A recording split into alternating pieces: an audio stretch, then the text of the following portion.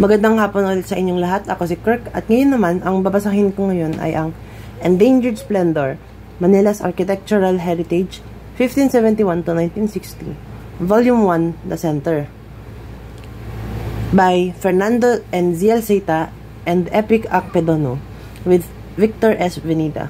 Additional photographs by Andrew Chester Ong. Sa ngayon, ikwento ko muna kung paano ko nakuha ang librong to o paano ako nagkaroon ng interes. May interes ako sa mga lumang bahay, sa mga lumang estruktura at sa nakaraan sa kabuuan. Nalaman ko ang librong to bilang isang sanggunian ng kaalaman tungkol sa paksang ito sa pamamagitan naman ng pagsunod ko sa Facebook page na Ancestral Houses of the Philippines. Nabasa ko na ang ibang mga libro na inirekomenda nila sa pambansang aklatan ng Pilipinas sa Ermita. Pero ang libro naman na ito, natagpuan ko ito habang naghahanap ng mga libro sa Solidaridad Bookshop sa Ermita rin. Kaya, biglaan din ang pagbili ko sa librong to. At sa ngayon na nabasa ko na ang librong to, masasabi ko rin na isa rin itong magandang sanggunian kung isa kang taong mahilig magbasa sa mga libro na Filipiniana. Kasi ang librong ito, tungkol naman ito sa mga estruktura, sa arkitektura, sa disenyo ng mga bahay. Masasabi ko rin na ang librong to ay isang libro na pwede mo ring basahin kahit isa kang taong hindi nag-aaral ng arkitektura sa kolehiyo kagaya ko. Kaya, mag-aaral ka man ng arkitektura o hindi, sa tingin ko ay magugustuhan mo pa rin mabasa ito dahil bukod sa mga napakaraming litrato na nagbibigay ng visual na impormasyon tungkol sa mga estrukturang pinag-uusapan sa librong ito, nakakatulong din ang librong ito na magbigay ng impormasyon sa paraang hindi mo naman kailangan maging bihasa sa arkitektura o sa mga kasalitaan, sa mga salitang ginagamit nila sa larangan ng arkitektura para magkaroon ka ng maayos na ideya tungkol sa kung ano ang pinag-uusapan nila. Kaya, magsimula na tayo.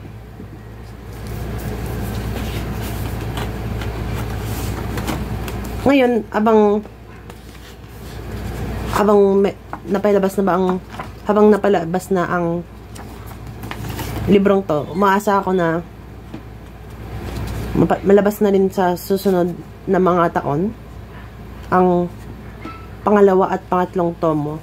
Kasi, ang librong to, ang tomo na ito, nakatuon lang siya sa iilang mga lugar. Kagaya ng nakalagay dito sa pabalat ng libro, Intramuros, Binondo, San Nicolas, Tondo.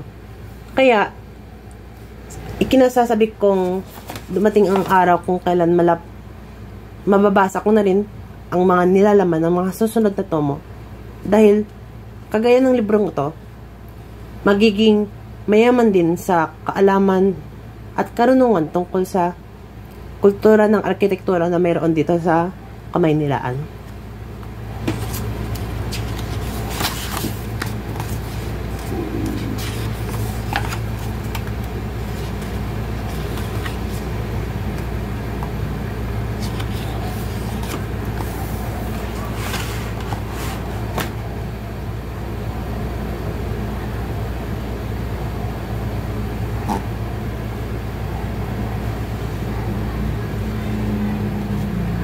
Kumpara dun sa nakaraang libro na binasa ko, yung Fashionable Filipinas, mas marami pang teksto ang librong to, no? Pero sa tingin ko, kawili-wili naman ang kaalaman na pinag-uusapan nila dito eh. Marami siyang nilalamang impormasyon tungkol sa kung paano nabuhay ang mga tao noon, kung ano ang kinalaman ng mga estrukturang tinitirahan nila sa panahong to, at kung ano ang kultural na kahalagahan ng mga estruktura ito sa panahon ngayon.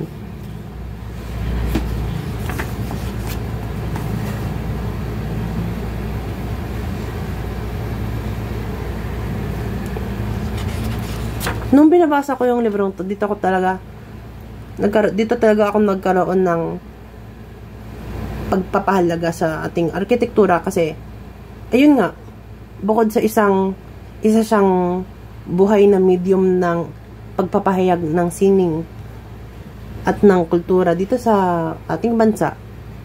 Napakaganda ang ating mga lumang bahay dahil bukod sa ipinapakinabang nila ang mga lokal na materyales, na i-disenyo pa siya sa paraang angkop siya sa klimadiro.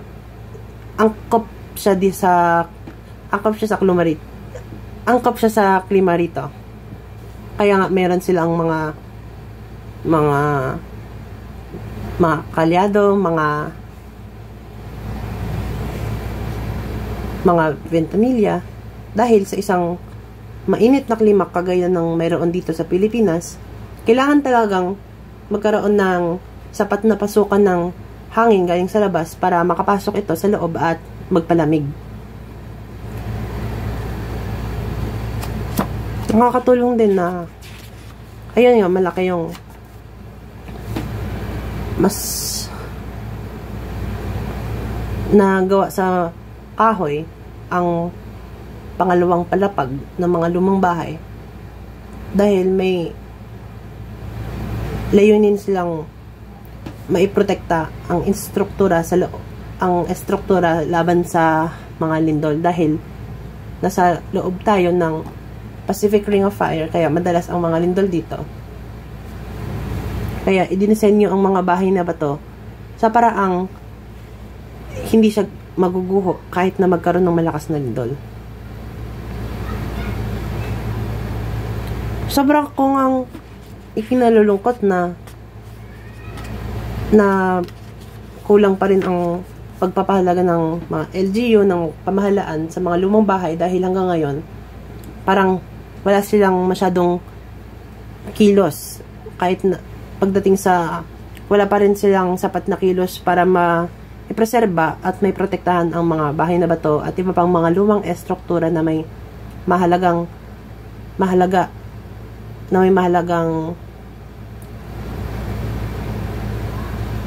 sa kultura natin, kasi kahit na meron na rin tayong mga batas kagaya ng Republic Act 10066, kung tama yung pagkakaalala ko, na isinasabatas ang pagpapahalaga at pagtatanggol sa mga estrukturang masigit pa sa 50 taon at may kahalagahang kultural o historical sa bansa natin.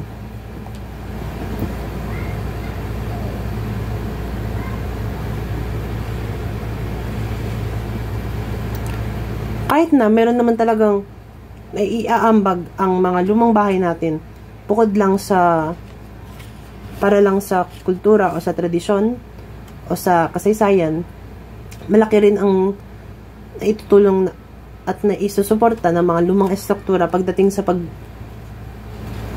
pagiging mga estrukturang maaaring maibuuan ng industriya ng turismo. Kasi makikita naman yun sa mga heritage town natin, sa halimbawa sa Taal at saka sa Vigan, dahil binibigyan nila ng halaga ang mga lumang bahay nila, napapakinabangan nila ang mga lumang bahay nila para sa ikabubuti ng ekonomiya nila sa pamamagitan ng turismo. Bagamat may aktibong turismo naman dito sa Maynila, sa tingin ko, kapag mas mapapalago pa ang turismo dito, kapag sapat ang pagtanggol natin sa mga lumang estruktura na naghaharap sa posibilidad ng pagkagiba.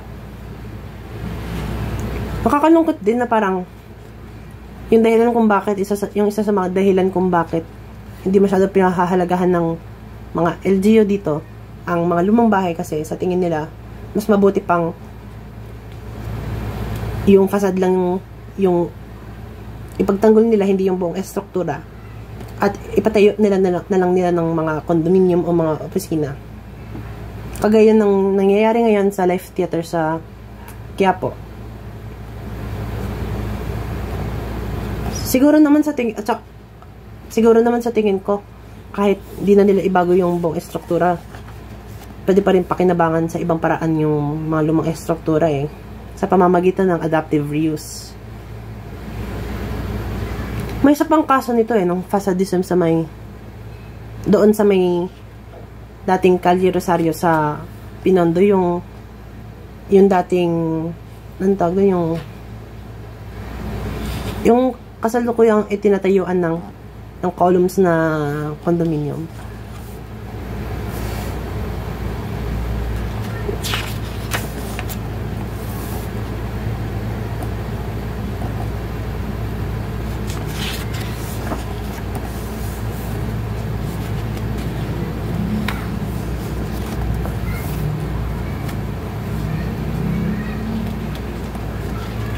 Yung isa sa mga sa mga ginagawa kong pampalipas oras siguro, nung unti-unti nang nawawala yung pandemya o yung quarantine. Dahil may sapat pa akong oras para ilaan sa ibang mga bagay bukod sa pag-aaral. Yung ginagawa ko noon, nagko-commute ako sa iba't ibang lugar sa Kamaynilaan at naghahanap ako ng mga lumang bahay base sa bago ako nagpupunta sa mga lugar na yun mismo, naghahanap muna ako ng mga lumang estruktura doon sa Google Earth at gumagawa ako ng mapa at yun yung sinusundan ko para mag-ikot ako sa isang lugar. Ang madalas ginagawa ko,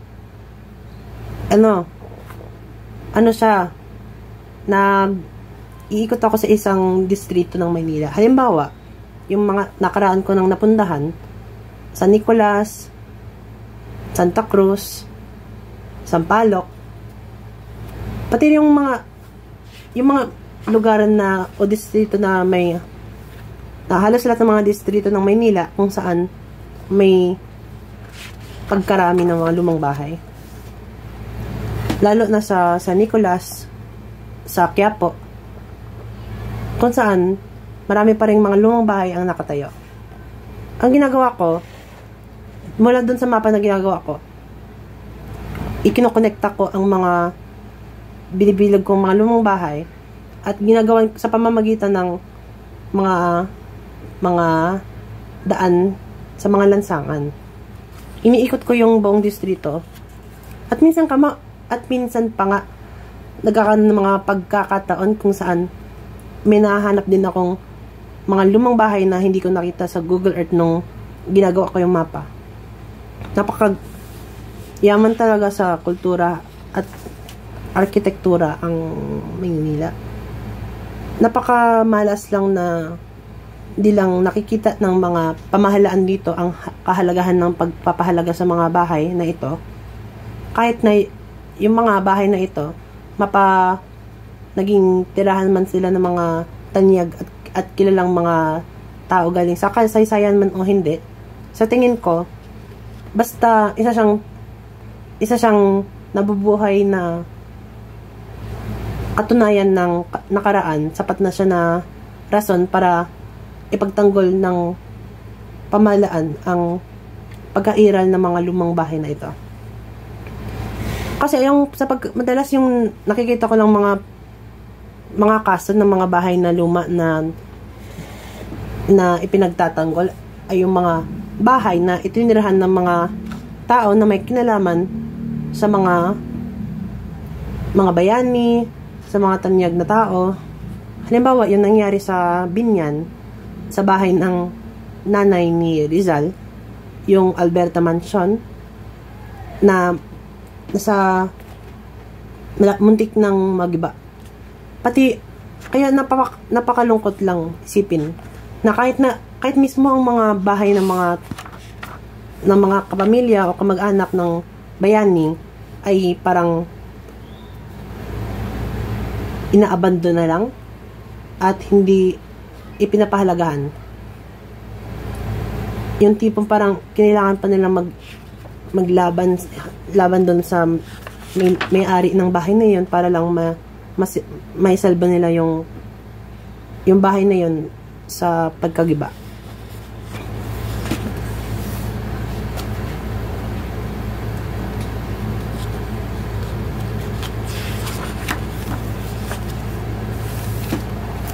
Ilang beses ko nang napuntahan yung Intramuros. Sobrang ganda niya eh. Kahit na parang halos walang karamihan ng mga original na estruktura roon ay nawala nung ikalawang digmaang pandaigdig. Napakaganda tignan na hanggang ngayon. Nagpapatuloy pa rin ang pagpreserba nila sa mga natitirang mga gusali at ginagawa nila ang pinakakaya nila para ipatayo muli ang mga estruktura na nagiba nung original nung digmaan. Pero yung problema ko lang, yung issue ko lang sa Intramuros, sana maging mas sila stricto siguro kasi may mga estruktura doon na itinayo nung pagkatapos ng digmaan na hindi naman nag-aalinsunod sa aesthetic ng lugar. Marami doon yung napakalungkot nga rin yung original na estruktura kung saan nakatayo yung mga gusali na yun na hindi angkop ang itsura sa kabuuan ng Intramuros. Sila yung mga madalas sila yung mga gusali ng gobyerno na modernist ang disenyo. Pero nakikita ko rin naman na may mga iba silang mga bahay o gusali doon sa Intramuros na kung makita mo, akalain mo yun yung original na bahay na nakatayo sa Intramuros. Kasi makikita mo talaga na nagbigay sila ng sapat na atensyon sa pagpapanigurado na ang disenyo ng bahay na ito ay angkop sa original na arkitektura o estilo ng arkitektura na laganap sa Intramuros nung panahon bago ang digmaan. Yung isang halimbawa siguro nito yung Casa Manila, yung Amanecer Building, yung may Silahis yung Silahis souvenir shop ben. Basta may salita siyang Silahis sa pangalan. Kasi makikita mo talaga yung pagpapabuo sa estruktura. Yung baba, yung unang palapag gawa sa bato, habang yung pangalawang palapag naman gawa sa kahoy. Yung karamihan ng mga bahay na bato sa Intramuros ay gawa sa konkreto. Pero may mga pagkakataon kung saan naging matagumpay sila sa pagpapanigurado na makikita pa rin sa itsura na mukha itong gawa sa bato sa unang palapag at gawa sa kahoy sa pangalawa, kahit na sa katotohanan gawa ito sa konkreto. May iba rin silang mga bahay na baton sa Intramuros na hindi ganun kagaling sa pagdisenyo sa paraang mukha siyang aktual na bahay na bato. Bagkus mas nagmumukha siyang modernong gusali na may impluensya ng bahay na bato. Pero pa rin, malamang may ma-appreciate ko pa rin yung effort para mapamukha nilang angkop sa tema ng Intramuros yung itsura ng gusali.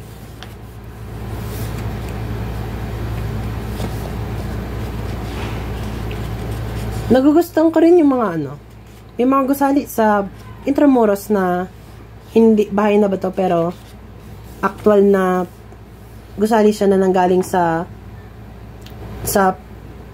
panahon bago ang digmaan, na hindi na umaangkop sa ibang estilo ng arkitektura.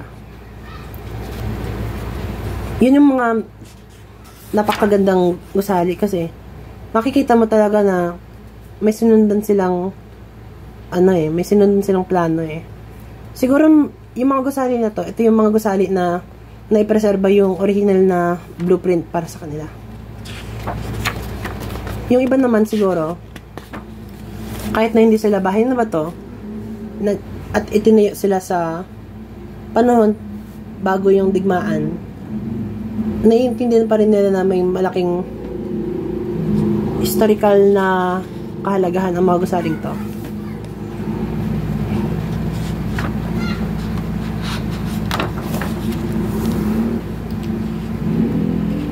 Maganda umikot sa Intramuros, lalo na ngayon na kung kailan nag-implementa sila ng mga bike lane at mga pedestrian lane sa mga lansangan sa loob ng Intramuros.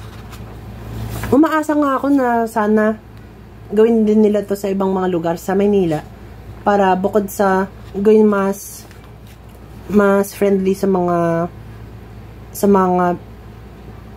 siklista at sa mga commuter at saka sa mga pedestrian katulad ko, makakatulong dito sa paglaganap ng turismo sa mga lugar na ito na may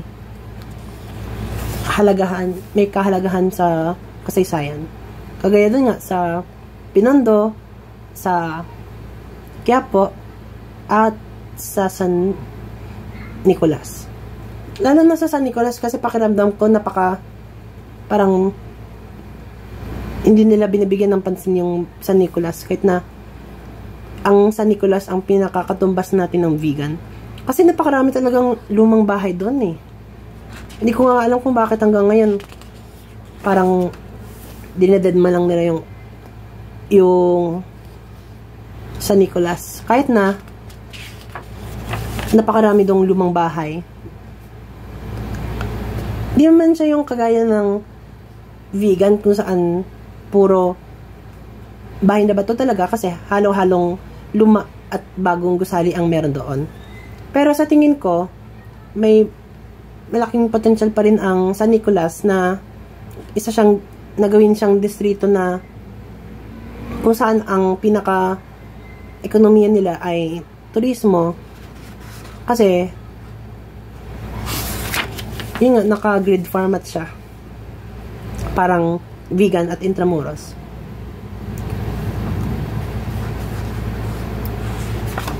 Di naman din ganun kahirap mag-commute papuntang San Nicolas kasi siya eh. Literal nakatabi lang siya ng Binondo eh. Pwede mo lang siyang lakarin. Mas yung maganda nga rin sa San Nicolas dahil di siya ganun kasikat eh. Di siya kagaya ng Binondo. Mas madali doon magmaneho ng kotse kasi mas unti yung mga tao doon eh.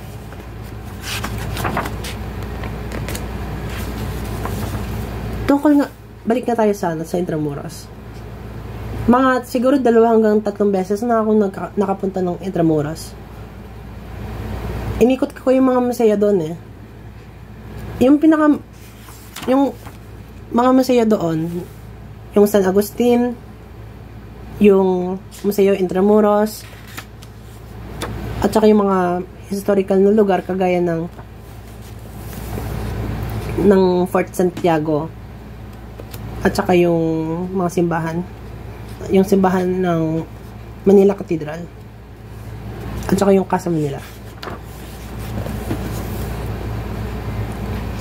Sayang hindi ko nga naabutan yung Yan lang kung may paarkilahan na sila ng Barong o Filipiniana doon sa may katabi ng Casa Manila, yung sa may Instituto Cervantes.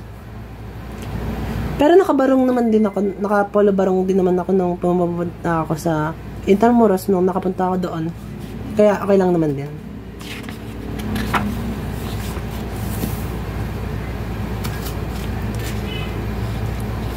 Napapansin ko nga sa sa Pulang Araw, madalas dito sila nag-film. Sa bagay, may mga ilang bahagi ng Intramuros na mukha talagang kumukha niya yung itsura niya bago ang digmaan. Pero sa tingin ko parang limitado lang yung mga lugar kung saan pwede sila mag-film sa labas kasi parang yung karamihan pa rin ng mga lugar dun, maraming mga bagay ang kailangan mong ibago para magmukha talaga siyang sinauna.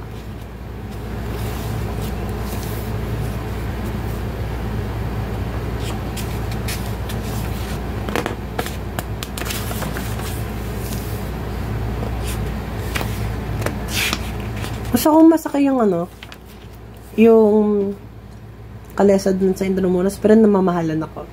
Alam ko naman talagang malaki yung mga problemang hinaharap ng mga karyoserya at saka ng mga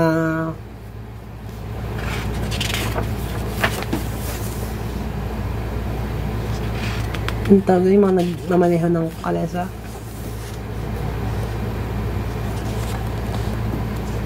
Kalimutan ko, hala. Basta yung mga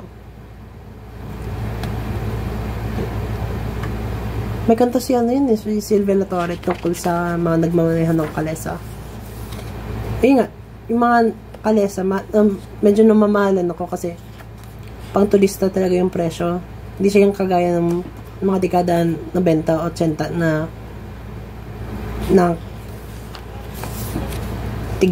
mas mura na pang naabot kaya yung pagsakay ng kalesa kasi pampublikong transportasyon pa talaga siya noon. Hindi kagaya ngayon na parang panturista na lang. Yung ka lang ko sa ibang mga lugar, halimbawa sa Cebu o sa Cagayan,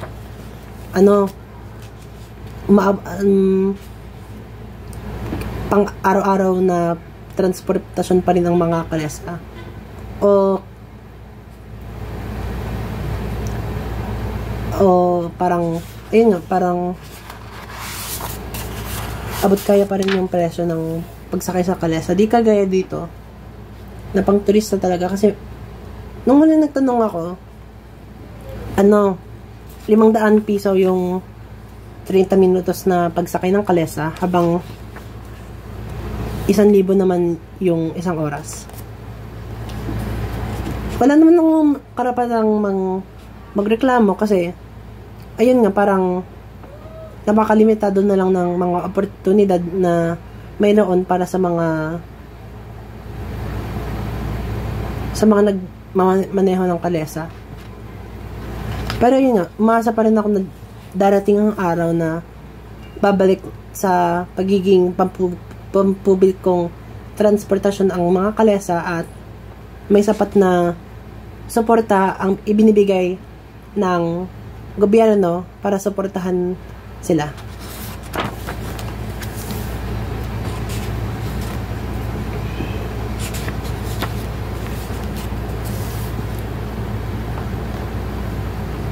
Dito sa Binondo parang alam kong kilala siya para sa kanilang pagkain. Pero parang yung lugar pa lang kung saan nakakain ako dito sa Tasty Dumpling. Ito yung napuntahan ko na to, yung Pansideria de Macanista. Nakakalungkot nga na parang abandonado lang siya at hindi siya yung binibigyan ng suporta o para sa pagpreserba. Kasi pwede gawing yung tourist spot dahil yun nga, siya punta ni Rizal, nasa Noli siya o Elfili. Ayun nga. Pero siguro kagaya sa ibang mga kaso ng pagtanggol sa mga lumang bahay laban sa paggiba, yung isa sa mga malaking issue rin yung pagmamay-ari, yung legal na aspeto.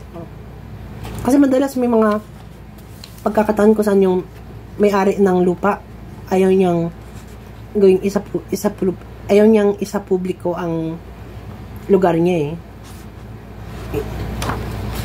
At saka ito rin, yung isa rin to sa mga gusto ko sanang makitang mabuhay muli. Yung gusaling to, yung El Hogar. Kasi napakalaki niyang gusali, napakarami niyang iba't ibang option para ma-adaptive reuse yan eh. Siguro dito yung iso rin dito yung pagmamay-ari.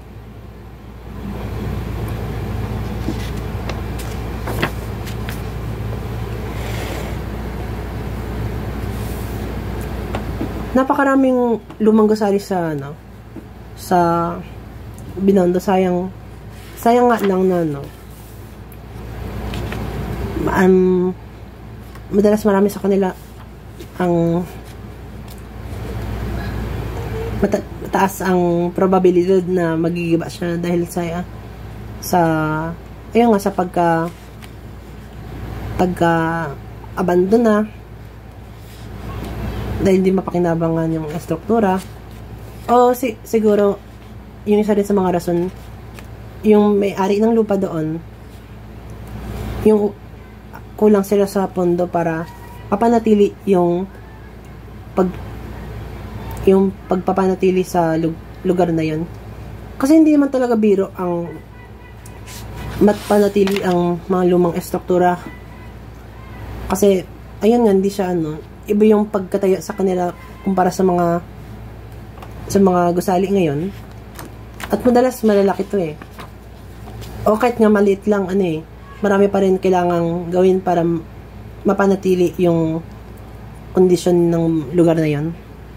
Kaya marami sa mga lumang bahay hindi na tinitirhan kasi masyadong mahal ang gastos para mapanatili siya sa paraang pwedeng tirhan ng lugar na yon. Kaya madalas yung sa maraming mga lumang bahay, yung mga lumang bahay lang na may nasa magandang kondisyon ay yung mga pagmamay-ari pa rin ng mga mayayaman eh. Kagaya yung sa Iloilo.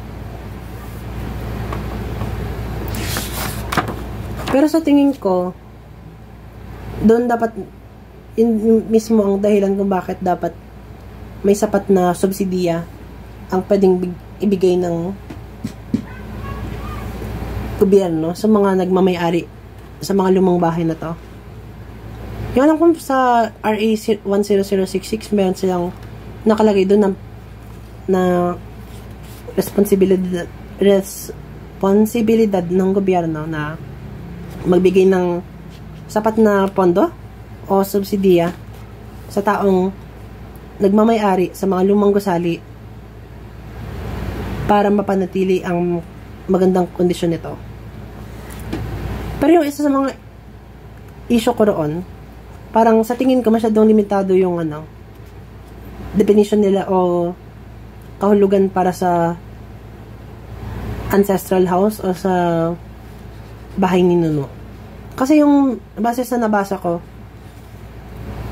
ang kahulugan nila ang mga criteria nila para sa ancestral house, kailangan parang ayun nga, may malaking ambag sa kasaysayan o sa bansa yung taong nanirahan sa bahay na yon, at dapat mga 4 na salinlahi o masigit pa ang nanirahan sa estruktura na yon, at walang masyadong malaking pagbabago ang dapat ipinagdaanan ng bahay na iyon.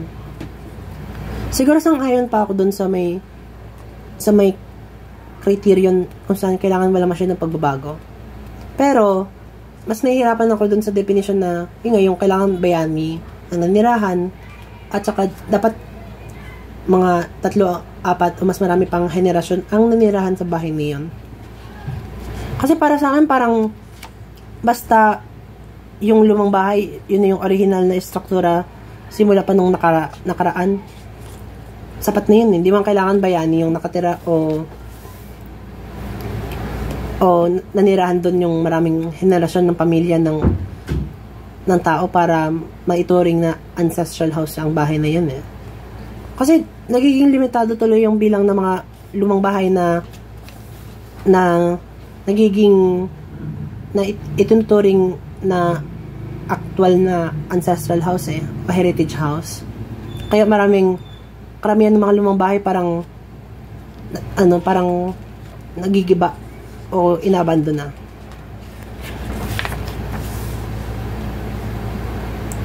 Tungkol naman dito sa Escolta, napakaganda ng Escolta.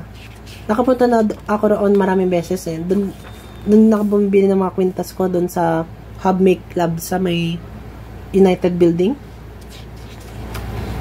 Yung isa lang siguro sa mga bagay tungkol sa Escolta na nakakalungkot. Ayun nga, yung tungkol sa Capitol Theater. Kasi kung kailan sobrang gibang-giba na niya, doon lang nag-step in ang NCCA para hintuin ang pagkagiba rito. Pero ayun nga, umaasa ako na sana mararanasan ng Capitol Theater ang naranasan ng Alberta Mansion sa Binyan. Kung saan kahit na parang nasa bingit na siya ng kamatayan, nagawa pa rin nilang maipreserba at maibalik sa maayos na kondisyon ang bahay. At saka yung kakaiba para sa akin, parang kamakailan lang ang pagkagiba sa Capitol Theater. Yung base sa mga nakita ko sa Google Street View, parang nitong 2010s lang din may mga tao parang naninirahan at saka ginagamit yung commercial na bahagi ng Capitol Building para may mga karinderya doon at kung ano-ano pang mga negosyo. Napakamakailan lang ang pagkagiba sa Capitol Building o Capitol Theater at umaasa rin ako na darating ang araw at nababalik siya sa kanyang nakaraang kagandahan. Yan din ang masasabi ko sa ibang mga teatro na mga sinehan na mas malala pa yung pinagdaanan. Doon sa may recto, yung alam ko marami doon mga sinehan na matagal nang giniba na napakamalas kasi napakaganda pa naman ng disenyo at mga pabansang alagad ng sining pa ang mga arkitektong nagdisenyo sa mga gusaring iyon na nagsilbing napakagandang halimbawa ng disenyong Art Deco dito sa Pilipinas. Kagaya yung State Theater, yung yung isa pang teatro dun? Yung isa pang sinehan? State Theater, yung Regal? Hindi. Kalimutan ka. Yung katabi siya ng Good Earth.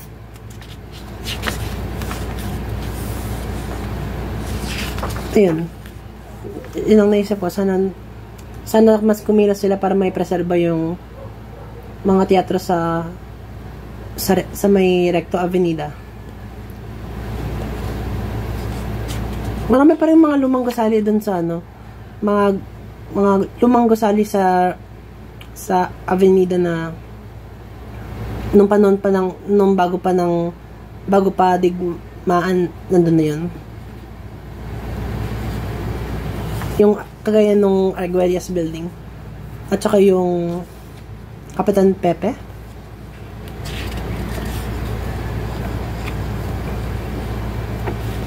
Napakalungkot lang na parang madalas yung pribadong sektor pa yung kumikilos para lang may pagtanggol ang mga gusali na luma. Parang bihira yung mga pagkakataon na yung pamahalaan mismo yung kumikilos para may preserba. Yung alam ko sa vegan, ganun sila eh. Yung tipong sila na yung kumukuha ng lupa kung saan nakatayo ang lumang bahay at sila na yung nag-adaptive reuse para sa turismo. Pati rin sa Iloilo, alam ko ganun. Kaya siguro napakaganda ng Calle Real sa Iloilo. Kasi hanggang ngayon, marami pa rin sa mga original na estruktura doon ang nakatayo hanggang ngayon.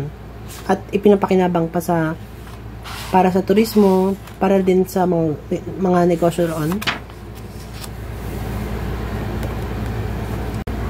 Ito talaga yung sa San Nicolas, yung mga lugar sa Maynila na may pinakamaraming bilang ng mga lumang bahay kung saan nakatayo pa sila kumpara sa ibang mga distrito ng Maynila na napuntahan ko. At yung ilan din sa kanila, tinitirhan pa. O nasa magandang kondisyon, kaya napapakinabangan pa yung bahay mismo. At napapatuloy yung original na intensyon ng gusali na yon. Pero, base rin sa mga nabasa ko dito, sa kasawiang palad, marami talagang bahay ang ginigiba pa rin. Kahit na may mga kilos na ang mga organisasyon o pangkat na may interes sa pagpreserba sa pamana ng nakaraan. Maganda yung mga lumang bahay nila sa Nicolas. Iba-iba yung estilo nila.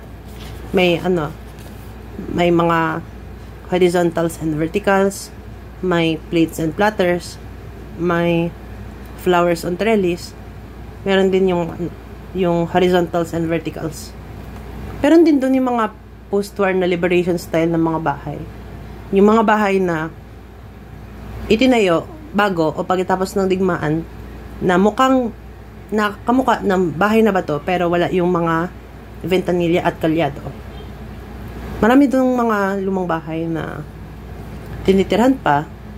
Yung iba naman mukhang abandonado na pero hindi pa yung tipong unti-unti nang humihina yung estruktura at nawawala na yung mga ilang bahagi ng bahay.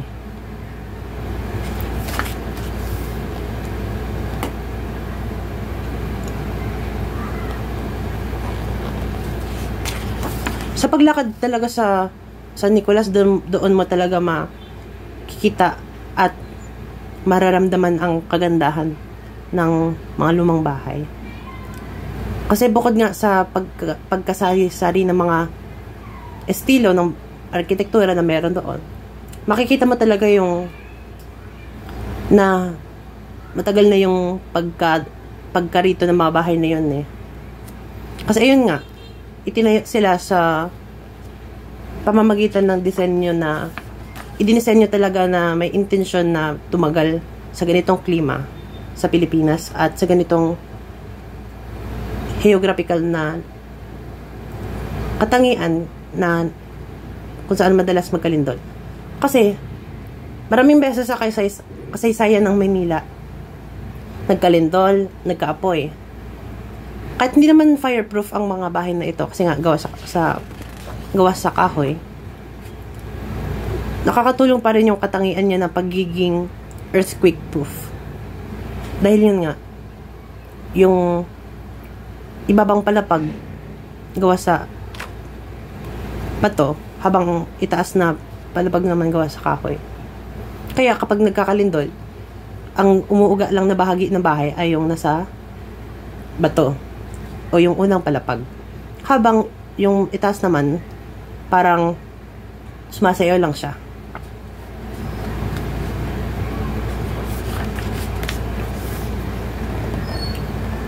Nung nadaanan ko yung bahay na to, may napansin din akong iba pang mga tao na kumukuha ng litrato. Siguro alam din nila ito yung parang pinakamatandang bahay sa buong Kamaynilaan, base sa estilo lang.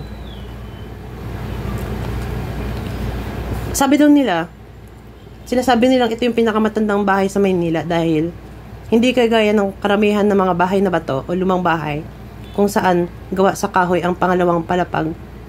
Ang bahay na ito, itinayo raw siya bago yung malaking lindol na tumama sa Maynila kung saan dahil sa lindol na iyon, naging batas na dapat gawa sa kahoy ang pangalawang palapag para panlaban sa lindol. Kaya, ang kamukha tuloy ng bahay na ito, mas kamukha niya yung mga bahay sa vegan. Kasi sa vegan, may mga bahay na bato roon kung saan nasa estilo na talaga ng arkitektura roon na gawa sa bato. Hindi lang ang una, kundi pati rin ang pangalawang palapag. Kaya rin siguro mas madali siyang igayahin kung gusto mong gumawa ng bahay na bato na estilo na bahay gamit ng konkreto. Na makikita mo sa mga mas bagong bahay o mas bagong gusali sa vegan na kung saan hango sa bahay na bato ang estilo ng disenyo ng bahay.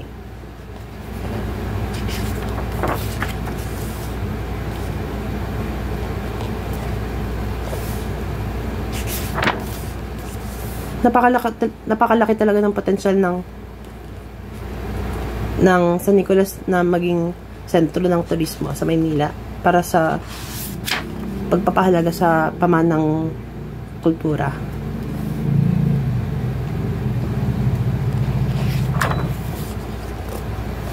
Iba pa rin talaga yung kapag nasa Intramuros ka at nakakakita ka ng mga imitasyon ng mga bahay na bato na itinayo para maging kamukha ng mga original na bahay na bato. Kumpara kapag naglalakad ka sa San Nicolas at nakikita mo ang actual na itsura ng mga bahay na bato. Kahit na sa tingin ko maganda naman ang nagawa nilang pagdisenyo sa mga bahay sa Intramuros na magmukhang bahay na bato, sa tingin ko pa rin wala pa rin makakatalo sa original na disenyo ng bahay na bato kagaya ng sa San Nicolas na idinisenyo talaga hindi lang para sa dekorasyon o sa itsura, kundi pati rin sa pagbubuo ng isang estilo ng arkitektura na nababagay o na aangkop sa klima ng Pilipinas.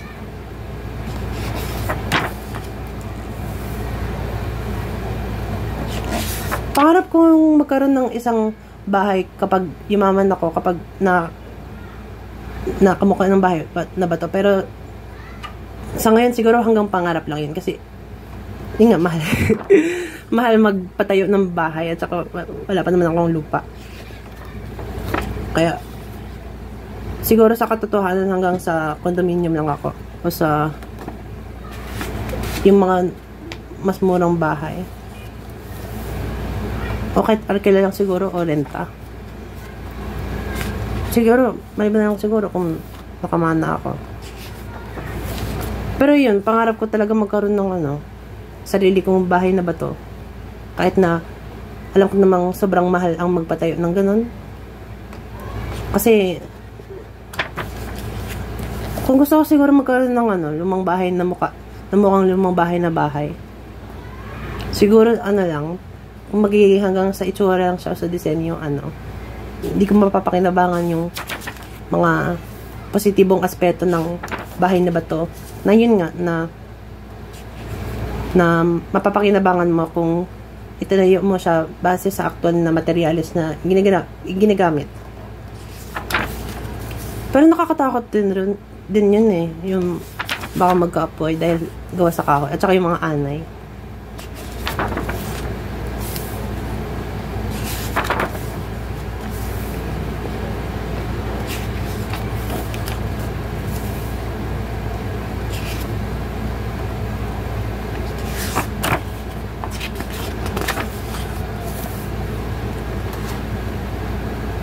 Sana marami pang mga LGU at mga gobyerno at pamahalaan ang ma-inspire ng nangyari sa Alberta Mansion sa Binyan at magkaroon sila ng sarili nilang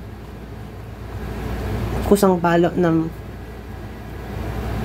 preserbahin, ipagtanggol ang mga lumang bahay sa kanilang mga sinasakop. Kasi napakalaki talaga ng naiaambag ng mga lumang estruktura sa pagtutulong sa mga tao na magkaroon ng mas maayos na pagkakaunawa sa kasaysayan at sa nakaraan Kasi nga, yun nga, sila mga tangible sila ng mga manifestasyon ng nakaraan. Kaya hindi lang yung nakaraan kasi hindi lang naman siya yung mga kwento-kwento na nababasa mo sa mga libro. Kundi sila yung isinabuhay na mga karanasan ng mga ating mga ninuno.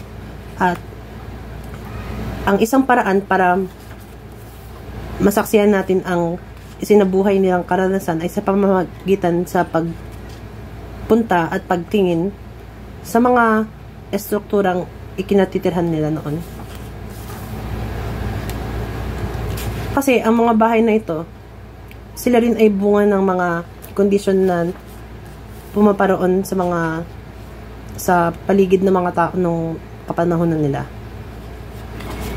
Malaki ang idinadalang impormasyon na dala ng mga bahay na ito sa pagdating sa pagbibigay ng mga manifestasyon sa pamagitan ng mga bagay galing sa nakaraan na iyon. Ito naman, yung sa Tondo, napuntahan ko rin to naikot ko rin. Hindi naman siguro sa nakakagulat, pero, ayun nga, nagulat pa rin ako sa dami ng mga bahay na bato roon. Kasi yung pagkakalam ko, hanggang sa panahon ng Amerikano, puro mga bahay, kubo lang yung mga tirahan. Kaya, nung pumunta ako sa Tondo, sobrang natuwa ako kasi ang daming bahay na luma ron At saka iba-iba rin sila yung estilo. Hindi lang siya yung bahay na bato. Meron din yung mga, yung kagaya dito, mga Italian neo-classical. Yung neo-Spanish. Yung Mission Revival. Art Deco. Napakaganda ng diversidad ng mga estilo ng bahay na meron sa Tondo. Parang halos katulad niya rin ng San Nicolas pagdating sa kagandahan ng mga bahay. Yung pinakamaganda talaga doon yung yung original na istasyon ng Tutuban. Hindi siya bahay na bato, pero bahay na bato ang estilo niya. At saka mabuti na lang kahit na hindi siya gumagana bilang isang istasyon ng tren, nagawa pa rin nilang ma-adaptive reuse yung struktura ng istasyon ng Tutuban. Kaya kahit papano na-preserve pa rin yung original na struktura. Pumasok na ako sa loob dun Ang galing na nagawa nila, no? At saka nakita ko yung mga dun yung gawa sa bakal na mga neoclassical na mga column na gawa sa metal. Napakaganda. Nakita ko kung paano nila napakinabangan yung pagiging istasyon ng tren ng estruktura at kung paano nila sinalin ito sa pagiging isang mall o pamilihan.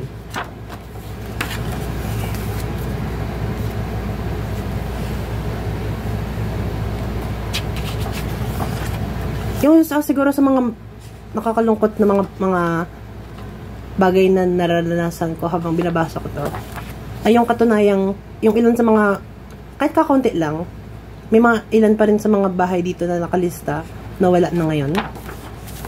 Nakakalungkot lang kasi ibig sabihin nun, habang sa kalagitnaan ng paglimbag sa libro na ito, may mga bahay na nakalista dito na ginigiba o nagiba. Kaya yun lang, yun yung nakakalungkot na katotohanan. Ipinapakita sa mga pahina nito Kaya sa tingin ko talaga yung paghihikayat sa pagpreserba o pagtanggol sa mga estilo ng bahay na bato, hindi lang siya hanggang sa aesthetic lang o sa itsura lang o dahil lang sa pagiging makabayan.